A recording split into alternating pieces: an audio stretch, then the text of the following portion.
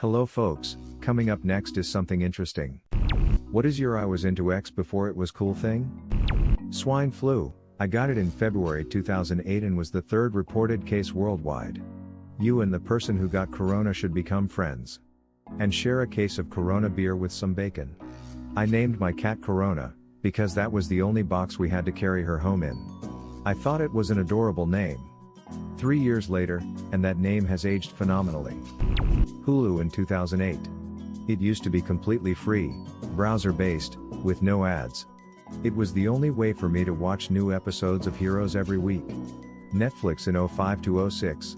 Getting not one, not two but 3 DVDs sent to the house for just $9.99 a month. Lol, it was such a cool system back then. I remember reading a poop load about classics and then queuing them up to binge on weekends. I have very fond memories of it. I first saw The Simpsons when it was a sketch on the Tracy Ullman Show, and thought it was the funniest thing I'd ever seen. I was ecstatic when I learned they were making a full cartoon of it. I watched it religiously up until about season 15 or 16 before I finally switched to every once in a while like we all eventually did. I feel you. The love is there. But it had to evolve. They used to be with it, but then they changed what it was. Now what they're with isn't it anymore, and what's it seems weird and scary. It'll happen to you. Grandpa Simpson, does you/mystery team know you are on their account? Don't want to brag, but I bought some N95 masks the second week of January. Someone had a big brain moment. I thought it was a big brain thing to do when I bought like 30 of them for a big group of friends and I who were going to a summer festival together, when the entire West Coast US was on fire the summer of 2018, causing a lot of smoke problem for some festival campgrounds.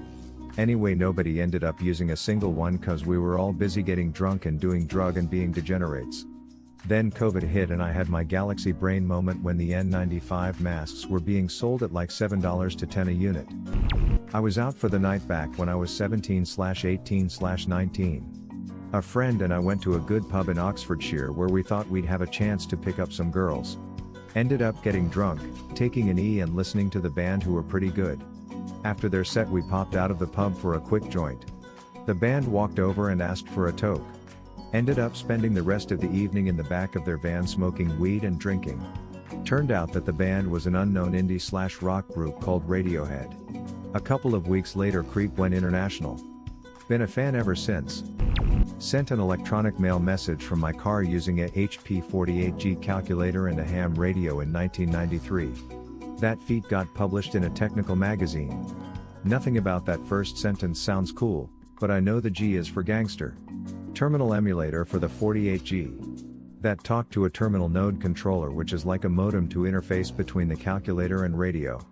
The message, don't remember the exact details, but I was 16 so it probably went to my mom's Prodigy account to say hi mom, went through the ham radio packet network until it hit a node with an internet bridge. The car was my POS 88 Mustang that I bought for $1,800. Lastly, the source for G is for gangster as it relates to HP 48G comes from the incredible Nerdrap Entertainment System album by YT Cracker. I don't know what those things are or how they work. But you are a damn trailblazer. Respect. Had Tesla stock at $28. Saw an article about it with a starting price of $10. I've been thinking about that a lot lately, yeah. Oddly, I didn't think I was that early. Like they seemed big to me and bought a kit 100 shares.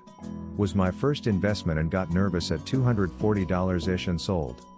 Crap, a 2,400% return is nothing to scoff at. Still sucks that you aren't making the $1,895 that it's at today, but still. Home computing. I started in 1976. Before RGB there was only green. I had an ASR Model 33 teletype and an inexhaustible source for rolls of paper and punch tape. Ink ribbons were a problem, but I had an endless supply of ink cartridges for some IBM printer that I could break open and spool onto the bobbins. I also, through a weird series of coincidences, had online access to a few services like Telex/TWX and a couple of remote computer systems where I could interact and/or execute programs. Skateboards. 1964 or so. Damn, that's before the Lords of Dogtown. My husband is 62 and still skating bowls. A picture of him holding a board is in Wes Humpston's book. Please let your husband know he is fricking rad. I worked for a movie theater chain in 1996, and my boss got a VHS copy of Jesus vs. Santa Claus at some industry event. We watched that video a dozen times and laughed our asses off.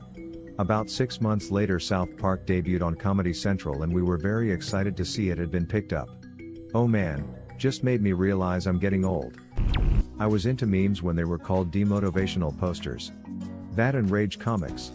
Oh, my, they were awful, but I loved them. I remember going around to stores trying to find all 6 issues of Infinity Gauntlet. I had read one while waiting on my mom to finish grocery shopping and I was hooked. That made me a dork in the early 90s. But now it's a billion-dollar worldwide phenomenon. Ducking A. I hear you. Silver Surfer number 34. Spotify. I remember I had to use a VPN to use it in my country. I forgot about this one. I distinctly remember telling people about it when I was in 6th grade, 2011, and my teacher telling me something like there's no way that's legal/legit. I've been a continuously paying user since 2008.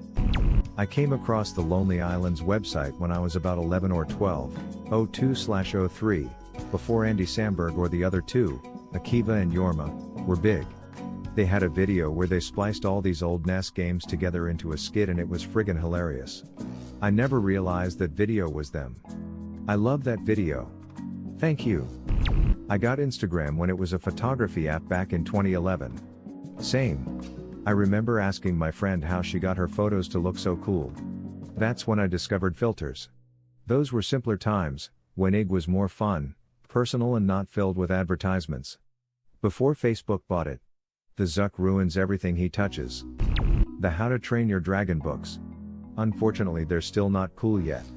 Therese books? 12 of them, be prepared, they are very different. They're also very good. I enjoy the books more for you. Ick are like the only things that are the same as the names, time/place, and that there are dragons. What would have been your answer or question? Leave it in the comments below. Slap that like and subscribe button for more, and check out the link in the video description for even more answers. Peace out, and catch you in the next video.